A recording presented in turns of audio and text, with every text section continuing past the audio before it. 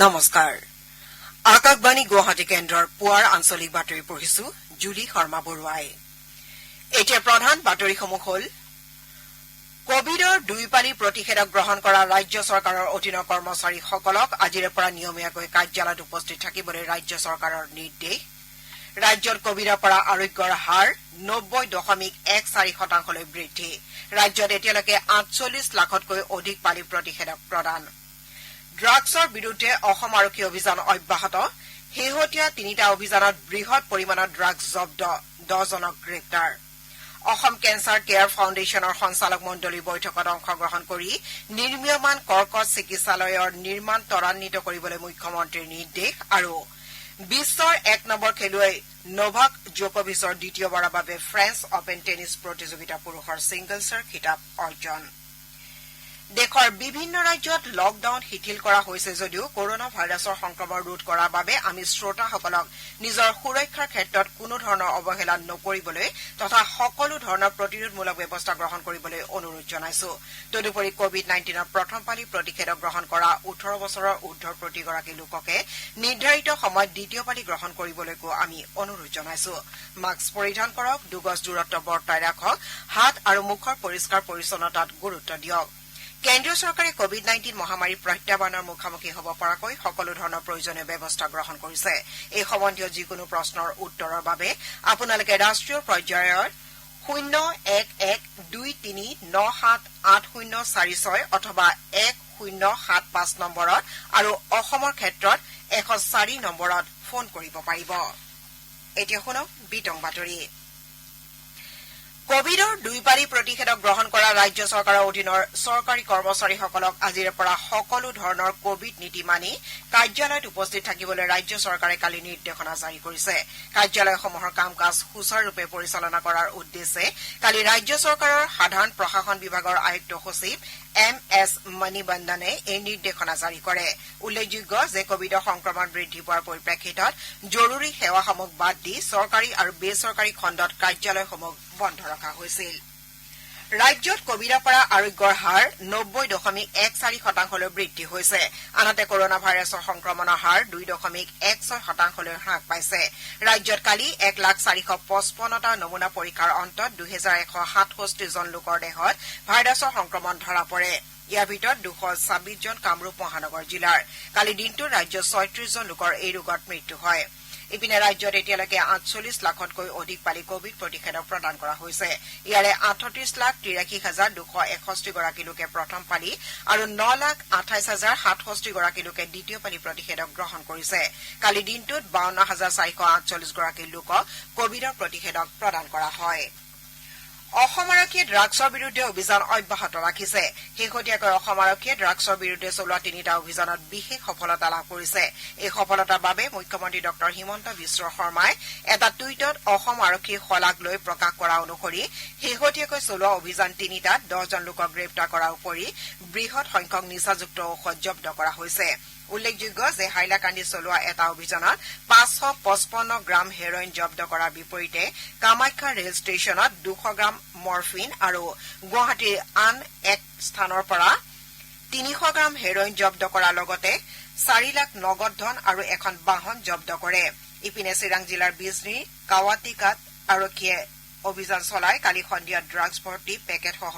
এজন সৰবৰাহকাৰীক আটক কৰে জব্দ কৰা পেকেটটোত প্ৰায় 72 গ্ৰাম ড্ৰাগছ আছিল আনহাতে আটক কৰা সৰবৰাহকাৰীজনৰ পৰা নাম ইক্ৰামুল হুছেইন বুলি আমাৰ চিৰাঙৰ সংবাদদাতাই জানিবলৈ দিছে ৰাজ্য চৰকাৰে বন সুৰক্ষা কৰ্মীসকলক খাদ্য সামগ্ৰী বাবদ দিয়া মাহিলী ভাত্তা 1200 টকাৰ পৰা 2000 টকালৈ বৃদ্ধি কৰিছে এই সিদ্ধান্ত চলিত জুন মাহৰ পৰা প্ৰযোজ্য হ'ব মুখ্যমন্ত্ৰী ডঃ হিমন্ত বিশ্ব শৰ্মাই এই সন্দৰ্ভত প্ৰকাশ কৰা মতে বান পৰিস্থিতিৰ সময়ত কাজিৰঙা ৰাষ্ট্ৰীয় উদ্যানৰ প্ৰস্তুতিৰ বুজ লোৱাৰ সময়তে এই সিদ্ধান্ত গ্ৰহণ কৰা হয় তেওঁ লগতে কয় যে বন্যপ্ৰাণী সুৰক্ষাৰ ক্ষেত্ৰত বনকৰ্মীসকলে অতি গুৰুত্বপূৰ্ণ ভূমিকা পালন কৰি আহিছে ৰাজ্যখনত কোভিডৰ সংক্ৰমণ অব্যাহত থকাৰ পৰিপ্ৰেক্ষিতত এই ৰোগৰ পৰা হাত সৰাৰ বাবে সকলো ধৰণৰ নীতি নিৰ্দেশনা মানি চলাৰ ওপৰত চিকিৎসকসকলে গুৰুত্ব আৰোপ কৰি আহিছে আকাশবাণী গুৱাহাটীৰ আঞ্চলিক বাতৰিৰ মাধ্যমেৰে কেইবাগৰাকী বিশেষজ্ঞ চিকিৎসকে কোভিড-19ৰ ক্ষেত্ৰত সজাগতা প্ৰতিষেধক গ্ৰহণ আৰু আক্ৰান্তসকলে কোভিড পজিটিভ হৈ থকা সময়ত আৰু কোভিড নিগেটিভ হোৱাৰ পাছত গ্ৰহণ কৰিবলগীয়া ব্যৱস্থা সম্পৰ্কে অৱগত কৰি আহিছে কোভিডৰ ক্ষেত্ৰত ল'বলগীয়া সাৱধানতা সম্পৰ্কে কলকাতাৰ ESIC চিকিৎসালয়ৰ চিকিৎসক ডাঃ মৃগাংক বৰুৱাই এইদৰে কয় কোভিড সম্পৰ্কত দুই এটা গুৰুত্বপূৰ্ণ কথা লৈ আহিছো যিহেতু কোভিড মহামাৰী দ্বিতীয়টো ঢৌ বৰ তীব্ৰ গতিত চলিছে আৰু এক আতংকৰ সৃষ্টি কৰিছে আমি ইয়ালৈ ভয় নাখাই সকলোৱে সতৰ্ক হৈ থাকিব লাগিব কোভিড কৰা এই ক্ষুদ্ৰ ভাইৰাছটোৱে আমাৰ উশাহ নিশাৰ পথত ৰেছপিৰেটৰী সিস্টেমত থাকি বংশবৃদ্ধি হয় কোভিড আক্ৰান্ত লোকে কাহ বা হাঁচি মাৰিলে এই ভাইৰাছ বিয়পি পৰে সেয়ে আমি সকলোৱে নাক মুখ ভালদৰে আৱৰি মাস্কখন পিন্ধিব লাগিব এবাৰ মাস্ক পিন্ধাৰ পিছত মাস্ক সলনি কৰিব লাগিব সমগ্ৰ দেশ জুৰি কোভিড ভেকচিনেশ্যন চলি আছে আমি সকলোৱে ভেকচিন ল'ব লাগিব দুটা কোভিড ড'জ প্ৰথমটো ড'জ লোৱাৰ পিছত দ্বিতীয়টো ড'জ 12 পৰা 16 সপ্তাহৰ ভিতৰত ল'ব লাগিব এই প্ৰতিষেধক নিজৰ মোবাইলৰ এপৰ মাধ্যমেদি নিজকে পঞ্জীকৰণ কৰি খুব সহজভাৱে ল'ব পৰা যায় বা কোভিডৰ লক্ষণসমূহ দেখা দিয়ে যেনেকে জ্বৰ চৰ্দি কাহ পানী লগা গাৰ বিষ উশাহ নিশাত কষ্ট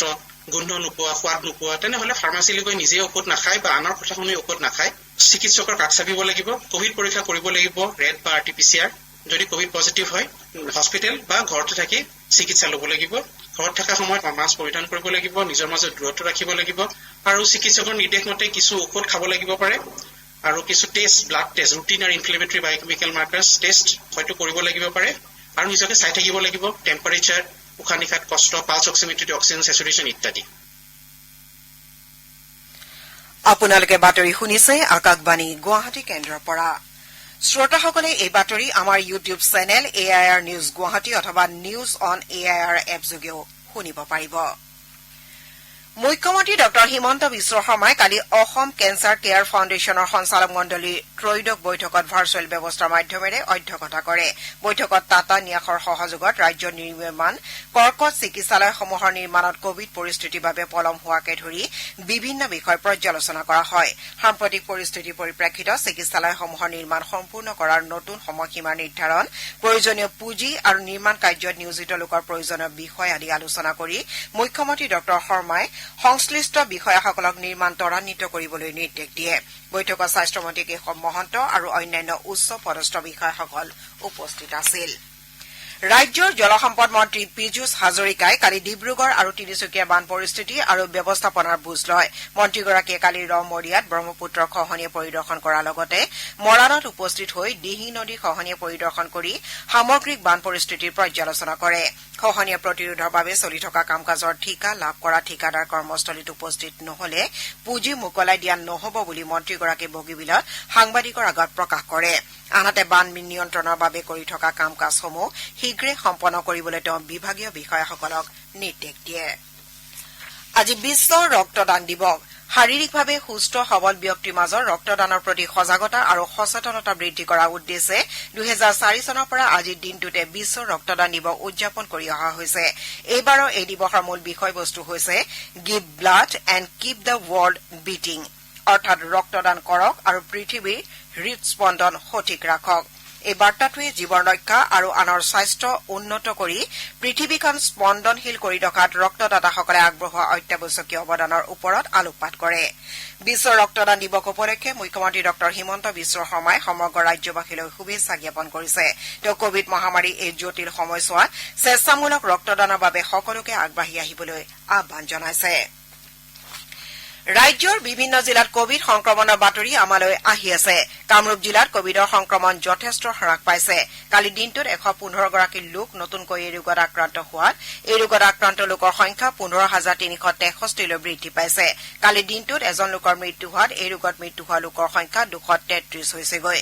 চিৰাং জিলাত যোৱা 24 ঘণ্টা নতুনকৈ 12 গৰাকী লোকৰ দেশত কোভিড-19ৰ অৱস্থিতি ধৰা পৰে ইয়াকে লৈ জিলাখনত কৰোনা ৰোগীৰ সংখ্যা 1342 লৈ বৃদ্ধি পাইছে জিলাখনত বৰ্তমান সক্ৰিয় ৰোগীৰ সংখ্যা 148 হৈছেগৈ উদালগুৰি জিলাত কালি দিনটোত 8 গৰাকী লোক কোভিডত আক্ৰান্ত হৈছে ইয়াকে লৈ বৰ্তমানলৈ জিলাখনত কোভিড আক্ৰান্তৰ সংখ্যা 3027 লৈ বৃদ্ধি পাইছে কৰিমগঞ্জ জিলাত যোৱা 24 ঘণ্টাত 48 জন লোক নতুনকৈ কোভিডত আক্ৰান্ত হৈছে বৰ্তমান জিলাখনত 1024 গৰাকী লোক চিকিৎসাধীন হৈ আছে দৰং জিলাত কালি দিনটোত ১৫জন লোক কোভিডত আক্ৰান্ত হোৱাকে ধৰি এতিয়ালৈকে এই ৰোগত আক্ৰান্ত লোকৰ সংখ্যা ৬,৩৯৪লৈ বৃদ্ধি পাইছে। বৰ্তমান জিলাখনত ৯৩৮ গৰাকী লোক চিকিৎসাধীন হৈ আছে। বৰপেটা জিলাত যোৱা ২৪ ঘণ্টাত ৪৪জন লোকৰ শৰীৰত কোভিডৰ সংক্ৰমণ ধৰা পৰিছে। ইয়াকে লৈ এতিয়ালৈকে জিলাখনত এই ৰোগত আক্ৰান্ত লোকৰ সংখ্যা ৭,০০২লৈ বৃদ্ধি পালে। চুবুৰীয়া ৰাজ্য নাগালেণ্ডত যোৱা ২৪ ঘণ্টাত ৮২ গৰাকী লোক নতুনকৈ কোভিড-১৯ত আক্ৰান্ত হৈছে। ইয়াকে লৈ ৰাজ্যখনত কোভিড ৰোগীৰ সংখ্যা ২৩,৬৪৪লৈ বৃদ্ধি পাইছে। কালি দিনটোত ৫ গৰাকী লোকৰ এই ৰোগত আক্ৰান্ত হৈ মৃত্যু হোৱাকে ধৰি মৃতকৰ সংখ্যা ৪৩৪লৈ বৃদ্ধি পায়। মণিপুৰত কালি দিনটো ৫৩০ গৰাকী লোকৰ দেশত কোভিডৰ সংক্ৰমণ ধৰা পৰে। ইপিনে যোৱা ২৪ ঘণ্টাত ১৫ গৰাকী লোকৰ মৃত্যু ঘটাত কৰোনাত আক্ৰান্ত হৈ মৃত্যু হোৱা লোকৰ সংখ্যা ৯৭৪লৈ বৃদ্ধি পাইছে। মিজোৰামত যোৱা ২৪ ঘণ্টাত ৩৪৬ গৰাকী লোক কোভিড-১৯ত আক্ৰান্ত হৈছে। ইয়াকে লৈ ৰাজ্যখনত এতিয়ালৈকে কোভিডত আক্ৰান্ত হোৱা লোকৰ সংখ্যা ১৫,২৬৭ হৈছেগৈ। ৰাজ্যখনত এতিয়ালৈকে ৬৩ গৰাকী লোক এই ৰোগত মৃত্যু হৈছে। অৰুণাচল প্ৰদেশত ২৯৮ গৰাকী লোক নতুনকৈ কোভিডত আক্ৰান্ত হৈছে। ইয়াকে লৈ আক্ৰান্ত লোকৰ সংখ্যা ৩১,১৪৮লৈ বৃদ্ধি পাইছে। প্ৰধানমন্ত্ৰী নৰেন্দ্ৰ মোদীয়ে আজি ৰাষ্ট্ৰসংঘত ভূমি অৱক্ষয়, খৰাং আৰু মৰুভূমিকৰণ সম্পৰ্কীয় এখন উচ্চ পৰ্যায়ৰ বৈঠকত ভাৰ্চুৱেল ব্যৱস্থাৰে মুখ্য ভাষণ প্ৰদান কৰিব। ৰাষ্ট্ৰসংঘত থকা ভাৰতৰ স্থায়ী আয়োগে প্ৰকাশ কৰা অনুসৰি প্ৰধানমন্ত্ৰী শ্ৰী মোদীয়ে ৰাষ্ট্ৰসংঘৰ UNCCDৰ ১৪ সংখ্যক অধিৱেশনৰ অধ্যক্ষ হিচাপে এই ভাষণ প্ৰদান কৰিব। বৈঠকখনত মৰুভূমিকৰণ, ভূমি অৱক্ষয় আৰু খৰাং পৰিস্থিতিৰে মোকাবিলা কৰাৰ ক্ষেত্ৰত চলোৱা প্ৰচেষ্টাসমূহৰ পৰ্যালোচনা কৰা হ'ব। বিশ্বৰ ১ নম্বৰ খেলুৱৈ নভাক জকভিছে দ্বিতীয়বাৰৰ বাবে ফ্ৰেঞ্চ অপেন টেনিছ প্ৰতিযোগিতা পুৰুষৰ ছিংগলছৰ খিতাপ অৰ্জন কৰিছে। ৰোলা গেৰোত কালি নিশা অনুষ্ঠিত ৫টা ছেটৰ খেলখনত তেওঁ বিশ্বৰ ৫ নম্বৰ খেলুৱৈ গ্ৰীচৰ ষ্টিফেন চিটচিপাছক ৬-৭, ২-৬, ৬-৩, ৬-২, ৬-৪ ছেটত পৰাস্ত কৰি ১৯ সংখ্যক গ্ৰেণ্ড শ্লাম খিতাপ অৰ্জন কৰে। ইফালে কালি নিশা অনুষ্ঠিত মহিলা ছিংগলছৰ ফাইনেলত বাৰবাৰা ক্ৰেজিকোভাই ৰাছিয়াৰ এনাষ্টাছিয়া পাভলোচেনকোভাক পৰাস্ত কৰি প্ৰথমটো গ্ৰেণ্ড শ্লাম খিতাপ অৰ্জন কৰিছে। ডিব্ৰুগড়ৰ বিশিষ্ট নাট্যকাৰ প্ৰয়াত গোলাপ শৰ্মাৰ পত্নী যশোদা শৰ্মাৰ চিৰিংচাপৰি নিজা বাসভৱনত আজি পুৱা প্ৰায় ৬:৩০ মৃত্যু হয়। এতিয়া শুনক আজি গুৱাহাটীৰ পৰা প্ৰকাশিত বাতৰি কাকতসমূহৰ মুখ্য বাতৰি চমু অৱলোকন ডলী দেৱীৰ পৰা।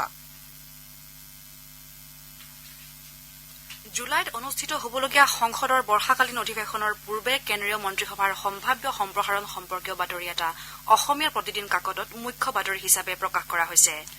অসম প্ৰদেশ কংগ্ৰেছত নতুন সভাপতি নিযুক্তিৰ পৰিকল্পনাৰ বিষয়ে বাতৰি এটাক দৈনিক অসম কাকতত মুখ্য বাতৰিৰ স্থান দিয়া হৈছে। কোভিড-১৯ৰ দুয়োপালিৰ প্ৰতিষেধক গ্ৰহণ কৰা অসম চৰকাৰৰ অধীনৰ কৰ্মচাৰীসকলক আজিৰ পৰা নিয়মীয়াকৈ নিজ নিজ কাৰ্যালয়ত উপস্থিত থাকিবলৈ নিৰ্দেশনা দিয়াৰ বাতৰি এটা আমাৰ অসম কাকতৰ প্ৰথম পৃষ্ঠাত গুৰুত্ব সহকাৰে প্ৰকাশ কৰা হৈছে। কেন্দ্ৰীয় চৰকাৰে আবণ্টন দিয়া ৰাজ সাহায্যযুক্ত সাৰ বিক্ৰীৰ নামত ৰাজ্যত বৃহৎ অনিয়ম সংঘটিত হোৱাৰ অভিযোগ উত্থাপিত হোৱাৰ বাতৰি এটা দৈনিক জনমভূমি কাকতে মুখ্য বাতৰি হিচাপে প্ৰকাশ কৰিছে। ইপিনে কোকৰাঝাৰ জিলাৰ অভয়াকুটিৰ ২ কিশোৰী ভগ্নীৰ ৰহস্যজনক মৃত্যুৰ অব্যাহত থকা তদন্ত সম্পৰ্কীয় বাতৰি এটাক দৈনিক অগ্ৰদূত কাকতত মুখ্য বাতৰিৰ স্থান দিয়া হৈছে।